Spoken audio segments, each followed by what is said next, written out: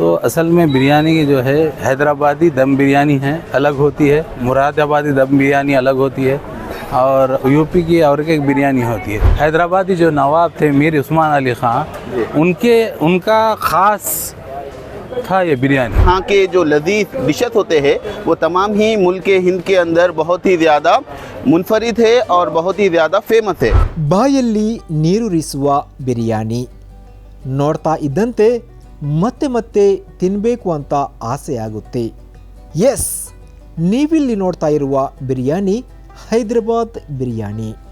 ಹೈದರಾಬಾದಿನಲ್ಲಿಯೇ ತಯಾರಿಸುವ ಮತ್ತು ತಿನ್ನುವ ಖುಷಿಯನ್ನು ಇವತ್ತು ನಿಮಗೆ ತೋರಿಸ್ತಾ ಇದ್ದೀವಿ. ಒಮ್ಮೆಗೆ 4500 ಮಂದಿಗೆ ಬೇಕಾಗುವಷ್ಟು ಬಿರಿಯಾನಿಯನ್ನು ಇಲ್ಲಿ ರೆಡಿ ಮಾಡಲಾಗುತ್ತೆ.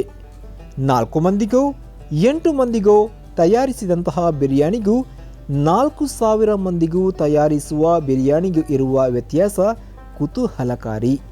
ಈ ಪ್ರಕ್ರಿಯೆಯನ್ನು ನೀವು ನೋಡ್ತಾ ಹೋಗಿ, ಹಾಗೆ ನಿಮ್ಮ ಮನದ ಅಭಿಪ್ರಾಯವನ್ನು ನಮ್ಮ ಕಮೆಂಟ್ ಬಾಕ್ಸ್ನಲ್ಲಿ ಬರೆಯಿರಿ. ಎಷ್ಟಾದರೆ ಈ ವಿಡಿಯೋವನ್ನು ನಿಮ್ಮ ಸ್ನೇಹಿತರಲ್ಲಿ ಹಂಚಿಕೊಳ್ಳಿ. ನೀವು ನಮ್ಮ ಚಾನಲನ್ನು ಸಬ್ಸ್ಕ್ರೈಬ್ ಮಾಡಿ, ನಿಮ್ಮವರಿಗೂ ಸಬ್ಸ್ಕ್ರೈಬ್ ಮಾಡೋಕೆ ಹೇಳಿ. 4500 ಮಂದಿಗಾಗಿ ಇಲ್ಲಿ 5 ಕ್ವಿಂಟಲ್ ಅಕ್ಕಿಯನ್ನು ಬಳಸಲಾಗಿದೆ. 6 ಕ್ವಿಂಟಲ್ ಮಾಂಸವನ್ನು ಇಲ್ಲಿ ತಂದು ಸುರಿತಾ ಇರುವುದನ್ನು ನೀವು ನೋಡಿ. ಇಲ್ಲಿ ಕಾಣ್ತಾ ಇರುವ ಒಂದೊಂದು ತಪ್ಪಲಿನಲ್ಲಿ 25 ಕಿಲೋ ಬಿರಿಯಾನಿ ಬೇಯ್ತಾ ಇದೆ. 5 ಕ್ವಿಂಟಲ್ ಅಕ್ಕಿ, 6 ಕ್ವಿಂಟಲ್ ಮಾಂಸ, ಶಾಯಿ ಜೀರಾ, ಕಸೂರಿ ಮೇಥಿ, ಏಲಕ್ಕಿ, ಹೀಗೆ ಪ್ರತಿಯೊಂದು ಗರಂ ಮಸಾಲೆಗಳನ್ನು 1.5 ಕಿಲೋದಂತೆ ಇಲ್ಲಿ ಬಳಸಲಾಗಿದೆ. ಲವಂಗ ಮಾತ್ರ ಇದರ ಅರ್ಧದಷ್ಟು ಅಂದರೆ 3/4 ಕಿಲೋ ಬಳಸಲಾಗಿದೆ. ಮೆಣಸಿನ ಪುಡಿ 10 ಕಿಲೋ, ಅರಿಶಿನ ಅರ್ಧ ಕಿಲೋ, ಕೊತ್ತಂಬರಿ ಪೌಡರ್ ಅರ್ಧ ಕಿಲೋ ಬಳಸಲಾಗಿದೆ. ಸುಮಾರು 10 ಕಿಲೋದಷ್ಟು ಲಿಂಬೆ ಹಣ್ಣುಗಳ ಬಳಕೆ ಇಲ್ಲಿ ಆಗಿದೆ. 10 ಕಿಲೋ ಹಸಿಮೆಣಸು ಕೂಡ ಬಳಸಲಾಗಿದೆ. ಹಸಿಮೆಣಸನ್ನು ಅಕ್ಕಿ ಬೇಯಿಸುವಾಗ ಹಾಕಲಾಗಿದೆ ಎಂಬುದು ನಿಮ್ಮ ಗಮನದಲ್ಲಿ ಇರಲಿ. 100 kg ಮೊಸರನ್ನು ಮಾಂಸ ಮತ್ತು ಮಸಾಲ ಜೊತೆ ಮಿಕ್ಸ್ ಮಾಡಲಾಗಿದೆ. ನಾನು ಆರಂಭದಲ್ಲಿ ಹೇಳಿದಂತೆ ಒಂದು ತಪ್ಪಲೆಯಲ್ಲಿ 25 ಕಿಲೋ ಬಿರಿಯಾನಿ ಬೇಯ್ತಾ ಇದೆ. ಇದರಲ್ಲಿ ಯಾವ ಪದಾರ್ಥಗಳನ್ನು ಎಷ್ಟು ಹಾಕಲಾಗಿದೆ ಎಂಬ ಮಾಹಿತಿಯನ್ನು ನಿಮಗೆ ನಾವು ಕೊಡ್ತಾ ಹೋಗ್ತೀವಿ.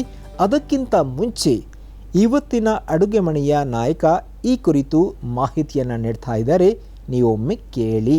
तो आपको इसमें कौन कौन सा मसाला यूज़ किया गया है बताइए इस टाइम। इसमें देखो पहले नमक, उसके बाद नींबू, उसके बाद है तो अदरक लहसुन, उसके बाद कस्तूरी मेथी, माड़ाड़ी वो मसूरी गाड़ी एक ही है, फिर गरम मसाले, सौंठ, काली मिर्ची, धनिया पाउडर, जीरा पाउडर। तो हम लोग 25 किलो का पक रहा है। हाँ, 25 किलो। कितना कितना डाल रहे हैं इसके अंदर? इसमें 150 से 100 ग्राम है इसमें। क्या? हर आइटम गरम मसाला, जी जी, दालचीनी, लौंग, इलायची। हाँ, लौंग कम रहती, 25 ग्राम रहती, दालचीनी और दादी रहती जी, और दही। ಇವರು ಹೇಳಿದಂತೆ 25 kgಯ ಒಂದು ತಪ್ಪಲೆಯಲ್ಲಿ ಮಾಂಸ ಮಸಾಲವನ್ನು ಸುಮಾರು 6 ಲೀಟರ್ ಮೊಸರಿನ ಜೊತೆ ಬೆರೆಸಿ ಅರ್ಧದಿಂದ 1 ಗಂಟೆಯಷ್ಟು ಸಮಯ ನೆನೆಯಲು ಬಿಡಲಾಗಿದೆ. ನಿಜವಾಗಿ 1 ಗಂಟೆ ಮಾಂಸವನ್ನು ನೆನೆಯಲು ಬಿಡಬೇಕು. ಈ ಕುರಿತು ಅಡುಗೆಯ ನಾಯಕ ಕೂಡ ಈ ಕುರಿತು ಮಾಹಿತಿಯನ್ನು ನೀಡ್ತಾರೆ.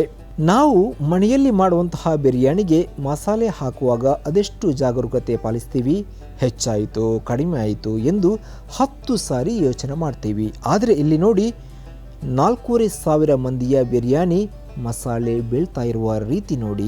ಒಂದು ಕಡೆ ಮಾಂಸ ನೆನೆಯಲು ಇಟ್ಟಿದ್ರೆ, ಇನ್ನೊಂದು ಕಡೆ ಬಿಸಿ ಬಿಸಿ ನೀರಲ್ಲಿ ಬಾಸ್ಮತಿ ರೈಸ್, ಹಸಿಮೆಣಸು, ಒಂದಿಷ್ಟು ಮಸಾಲೆ ಸೇರಿಸಿ ಬೇಯಿಸ್ತಾ ಇದ್ದಾರೆ. ಮೊದಲಿಗೆ 10% ಬೆಂದ ಅಕ್ಕಿಯನ್ನು ನೆನೆಯಲಿಟ್ಟ ಮಾಂಸ ಮಸಾಲೆಯೊಂದಿಗೆ ಬೆರೆಸಿ ಇಲ್ಲಿಯೂ ಬೇಯಿಸುವ ಪ್ರಕ್ರಿಯೆ ಆರಂಭಿಸಿ ಬಿಡ್ತಾರೆ. ಕೆಲವು ಸಮಯದ ಬಳಿಕ 25% ಬೆಂದ ಅಕ್ಕಿ ತಂದು ಅದೇ ತಪ್ಪಲಿಗೆ ಸುರಿತಾರೆ. ಮತ್ತೊಂದಿಷ್ಟು ಸಮಯದ ಬಳಿಕ 75% ಬೆಂದ ಅಕ್ಕಿಯನ್ನು ಹಾಕ್ತಾರೆ. ಅದರ ಮೇಲೆ ಕೊನೆಯ ಲೇಯರ್ನಲ್ಲಿ ಪೂರ್ಣ ಬೆಂದ ಅಕ್ಕಿಯನ್ನು ಹಾಕ್ತಾರೆ.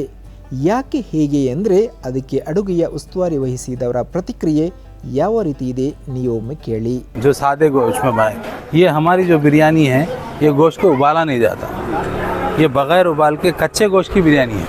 और यूपी में जो मुरादाबादी बिरयानी बनती वो जो है उबाल के बनाते हैं। ये बिरयानी में फ़र्क है। और हैदराबादी बिरयानी पूरी दुनिया में मशहूर है, हैदराबादी बिरयानी। और इसमें हम लोग जो है जायफल, जावित्री ऐसे खड़े मसाले भी डालते हैं, फिर कूटे मसाले भी डालते हैं। और इसको कम से कम हम लोग जो है 3 घंटे खाली अखनी में भिगा के रखते। दही है, 3 घंटे भिगा के रखते।